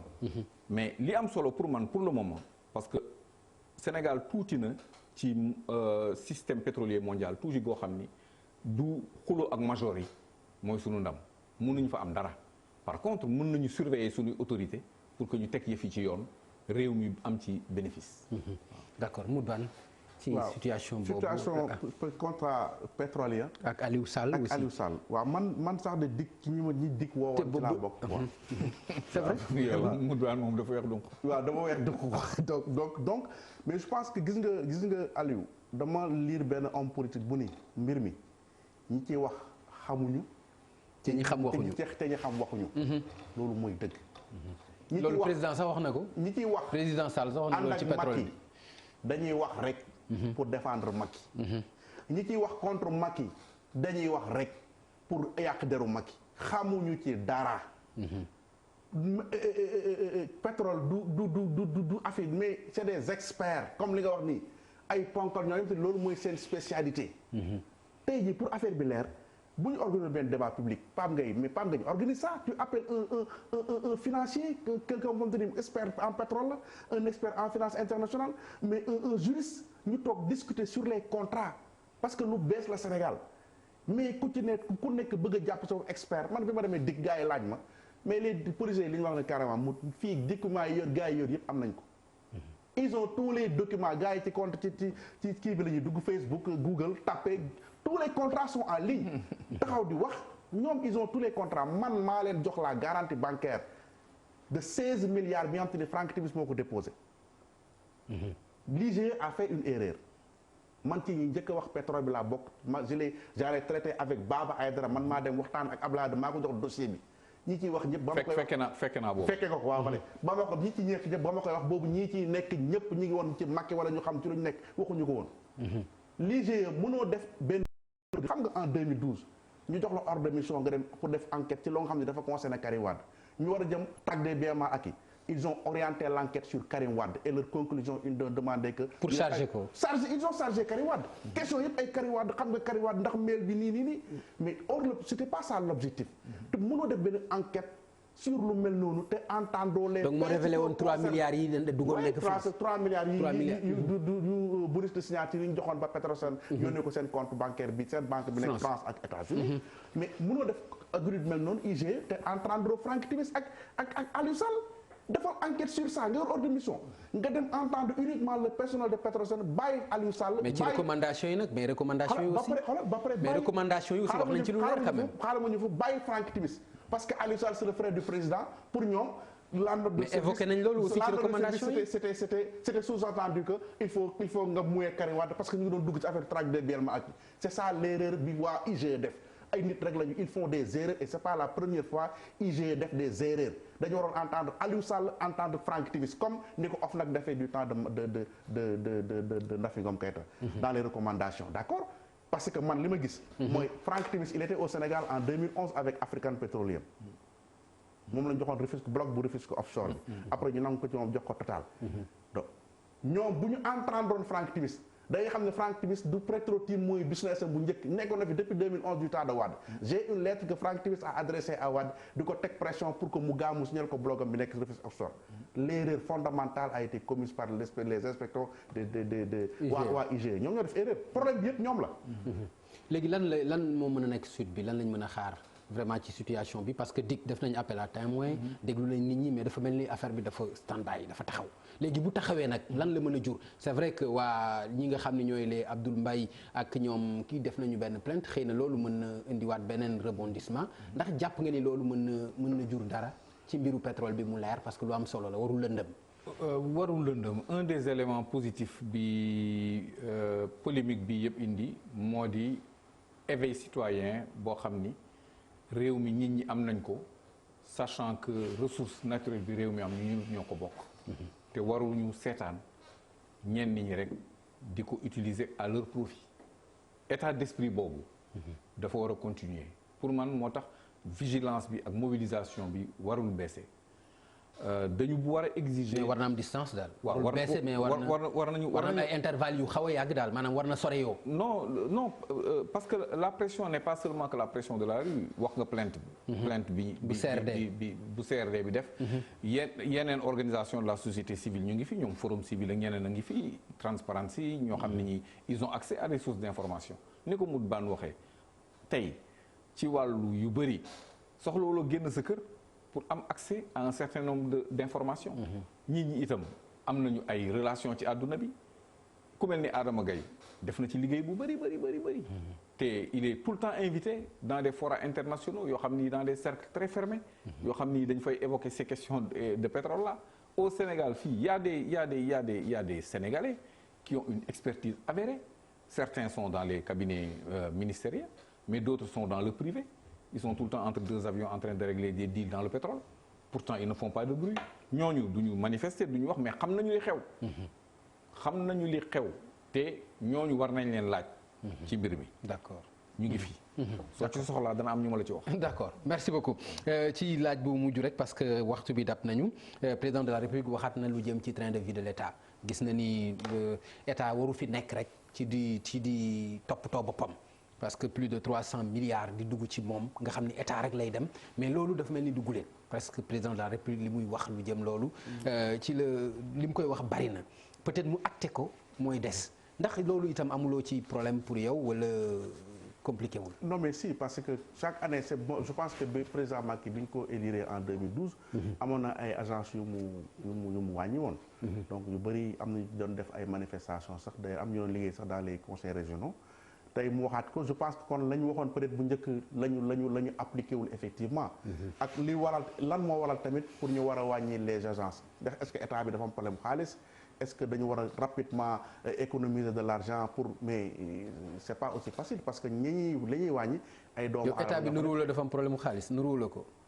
ah mais man xam nga man du ma fonctionnaire. non sama côté moom sama côté. waaw mais en tant que journaliste au moins am nga ci. non mais am nga de toute façon gis nañu dette intérieure bi. de 250 milliards de francs CFA. et puis boo xoolee dette intérieure bi yëpp tamit li ma ci gën a jaaxal mooy entreprise française yi lañ ci abal xaalis donc même bu ñu ko fayee je pense que problème bi sax le problème reste entier mais Pape li ëpp solo tey jii. mooy li xew ci monde rural bi. Pape waaw mais loolu dinañ ci ñëw de grand. ci jafe-jafe yi nga xam ne am nañ ko ci ak hivernage bi ak li fa nar a xew. ba tey mais amul problème mën nga ko je pense que bu ñu wàññee sax tey jii agence wala ñu mën a anticiper xaalis bañ cay am nañ ko yóbbul baykat yi parce que ren taw bi bëriwul te sonn nañ. rationalisation bi président waxaat. waaw bokk na ci dige yu président dige woon gouvernance sobre et vertueuse sobre bi moom des na lu bëri parce que am na ay dépenses yu somptuaires man wax naa ba bëgg a dee. comme lan. TER bi ba léegi doxul. waaw te pourtant inauguré nañ ko sur 50 mètres. dama xamul naka ay kilifa réew. je les respecte beaucoup dama ci bëri xarit. c'est parce que ñu ñëpp ñoo bokkoon doon toog di naan ataaya. je comprends pas que ñu mën a dugg ak entreprise française yi si certaines théâtralisations de la gestion de la misère. mu ngi nii kenn xamul kañ lay kii te man dama gisagul sur les 30 et quelques kilomètres kañ lay rentable parce que lii rentabiliser train moo di fa mu jógee mais surtout fa mu jëm lan moo fa xew ba nit ñi war a 100 000 personnes war a jóg tous les jours di xëy di dem foofu lan moo fa xew. lan moo fa am parce que tant que réglé wu loolu su fekkoonte ne tey fa TER bi di teeree dafa am ville nouvelle. bu yaatu bu rafet boo xam ni bii même dañ kumpa dana la jaral nga xëy dem fa mais àll bu ne yambalan boo xam ni bii daanaka ya fa nekk yëpp c'est inhabité loolu yaakaar naa ne erreur la tudd naa ba sonn arène nationale bi arène nationale bi nee naa leen arène nationale bi benn combat grand combat naru fa am. dañ la ko may aussi. mais même suñ la ko mayee dañ la may leneen 30 milliards bu ma may arène nit itam sa autonomie. ak sa autonomie ak sa. Chine ñoo la ko baaxee waaw mais nga ne Chine defal ma fii ay irrigation assistée par ordinateur su fekkente ne bëgg nga ma fàttaliku sa cofeel ci man. nit am nga choix buñ la may. mbege rek nga ni man nga dama jël mbege fekk yow soxaluloo mbege. waxuma la loolu grand arena bi te fan yi dana am xumbal tuuti. parce que am na basket. mais depuis ñaata at mu ngi tëju. yaa am na ay dépenses yoo xam ni c'est inutile. mënoon na ñàkk pour yow inopportun. ay bijoux aussi yu rafet la. wax dëgg yàlla est-ce que mënoon na ñàkk nag aussi. mais je rejoins le ministre parce que quand même loolu problème de choix la ak d'orientation. parce que nit ñi da ngay xool li ñu bëgg réellement nga defar tey jii suñu stade baa ngi nii demal stade de l'amitié stade de Léopold Sédar Senghor mais boo fa demee mais c'est insalubrité boo fa am doy na waar mënoon nañ ko gën a renforcer defar stade mais stade bi tey jii tey bu mënuñu organiser sax Coupe d'Afrique. parking bi parking am na sunu match yoo xam te ni fële lañ ko joué nu mu tuddati Thiès donc moi je pense que defar li fi ne te ak ñu am ci ay jafe-jafe mooy gën ñu créer lu bees la nga xamante ni ëllëg nit ñi duñ ko utiliser parce que effectivement nekkul à proximité wala amul lu ñu njariñ directement. waaw mais nag aussi nañu jàpp ni am lu rafet aussi dafa baax terre bi loo mën a wax aussi dafa rafet.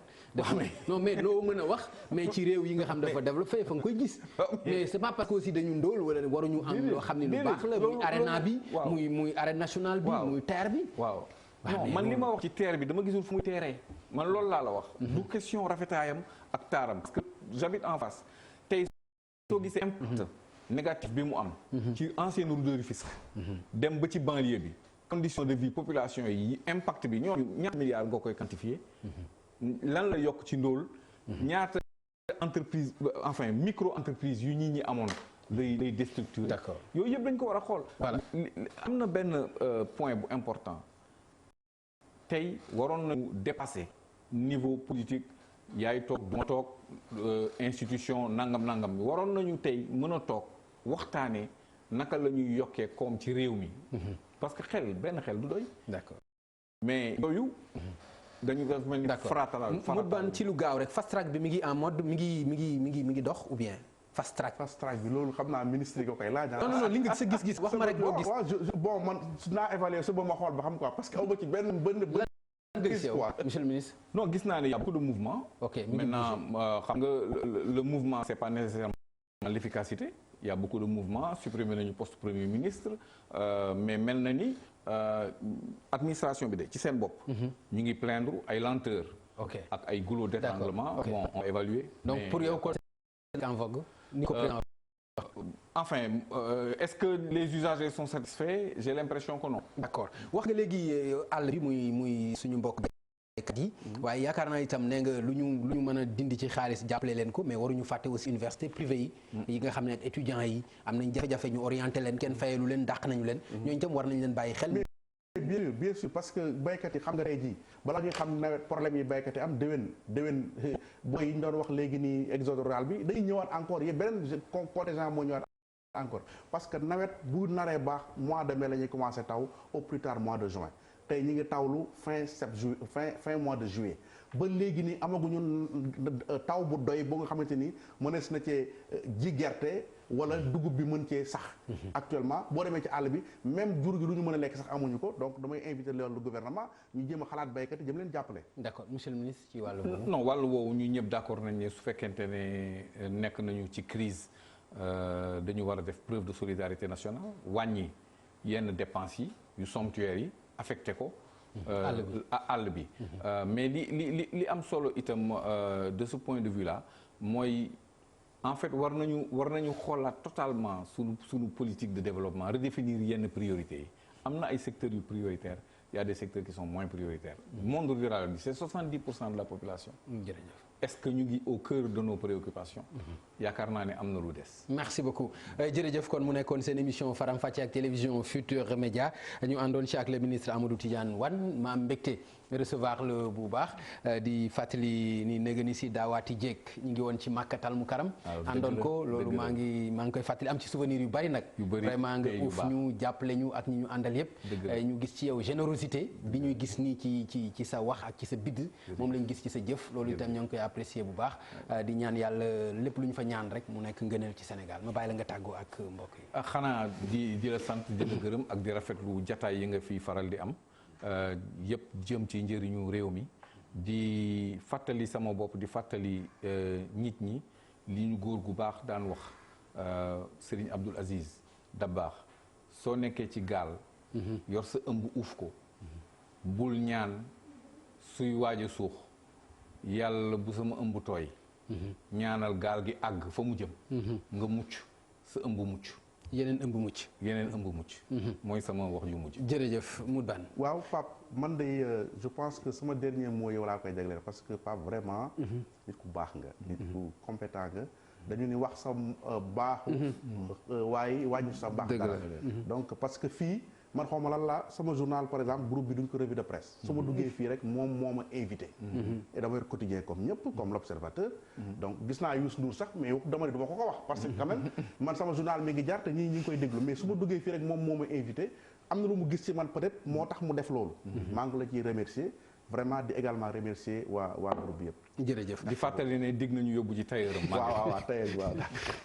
merci beaucoup jërëjëf Amadou Tidiane Wane jërëjëf Mout Bane kon mbokk yi mu nekkoon seen émission Faram Facce ak télévision Futur Média ñu leen di jox rendez-vous incha allah àllarba boobu la di ñëw bu ci yàlla andee di gërëm la régie rawatina Apulaay ci ni mu jàppee ci liggéey bi jërë ngeen jëf. trop c'est trop mbir mi dafa ëpp nii. audit yi d'accord nañ bu ñu si jógee du auditer samay doom ñaari doom yi nga xam ne liggéey nañu